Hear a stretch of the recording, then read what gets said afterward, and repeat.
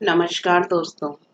आज मैं अजा एकादशी व्रत कथा लेकर के आई हूँ।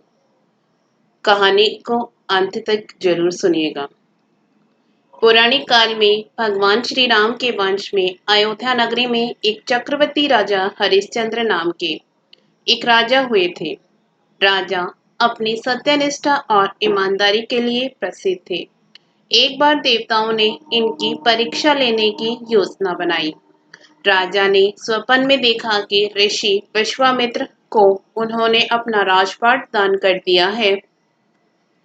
सुबह विश्वामित्र वास्तव में उनके द्वार पर आकर कहने लगे, तुमने स्वप्न में मुझे अपना राज्य दान कर दिया। राजा ने सत्यनिष्ठ व्रत का पालन करते हुए संपूर्ण राज्य विश्वामित्र को सौंप दिया। दान के लिए दक्षिणा चुकाने हेतु राजा हरिश्चंद्र को पूर्व जन्म के कर्म फल के कारण पत्नी, बेटा एवं खुद को बेचना पड़ा। हरिश्चंद्र को एक डॉम ने खरीद लिया, जो शमशान भूमि में लोगों के दाह संस्कार का काम करवाता था। स्वयं वह एक चांडाल का दास बन गया। उसने उस चांडाल के यहाँ कफन लेने का काम किया, किंतु उसने इस आपत्ति के काम में भी सत्य का साथ नहीं छोड़ा। जब इसी प्रकार उसे कई वर्ष बीत गए तो उसे अपने इस नीच कर्म पर बड़ा दुख हुआ और वह इससे मुक्त होने का उपाय खोजने लगा।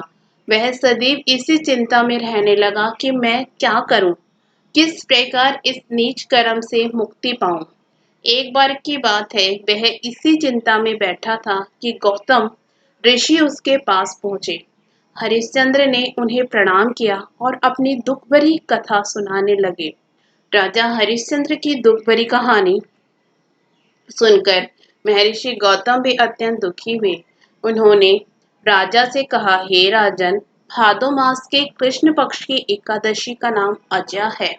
तुम उस एकादशी का विधान पूर्वक व्रत करो तथा रात्रि को जागरण करो। इससे तुम्हारे सभी पाप नष्ट हो जाएंगे। महर्षि गौतम इतना कहकर आलोक हो गए। अजा नाम की एकादशी आने पर राजा हरिश्चंद्र ने महर्षि के कहे अनुसार विधान पूर्वक उपवास तथा रात्रि जागरण किया। इस व्रत के प्रभाव से राजा के सभी पाप नष्ट हो गए। उस समय स्वर्ग में नगाड़े बजने लगे तथा पुष्पों की वर्षा होने लगी। उन्होंने अपने सामने ब्रह्मा, विष्णु, महेश तथा देवेंद्र आदि देवताओं को खड़ा पाया। उन्होंने अपने मृतक पुत्र को जीवित तथा अपनी पत्नी को राजसी वस्त्र तथा आभूषणों से परिपूर्ण देखा।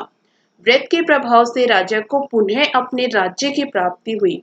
वास्तव में एक ऋषि ने राजा की परीक्षा लेने के लिए यह सब कौतुक किया था, परंतु अजय एकादशी के व्रत के प्रभाव से ऋषि द्वारा रची गई सारी माया समाप्त हो गई और अंत समय में हरिश्चंद्र अपने परिवार सहित स्वर्ग लोक को गया।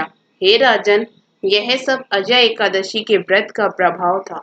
जो मनुष्य इस उपवास को विधान पूर्वक करते हैं तथा रात्रि जागरण करते हैं, उनके सभी पाप नष्ट हो जाते हैं और अंत में वे स्वर्ग को प्राप्त करते हैं। इस एकादशी व्रत की कथा के श्रवण मात्र से ही अश्वमेध यज्ञ के फल की प्राप्ति हो जाती है। जय श्री हरि। आपको हमारी यह एकादशी व्रत कथा पसंद आई हो तो वीडियो को लाइक जरूर करिएगा। इसी तरह के और भी कथा कहानियां सुनने के लिए हमारे चैनल को सब्सक्राइब जरूर करिएगा। धन्यवाद।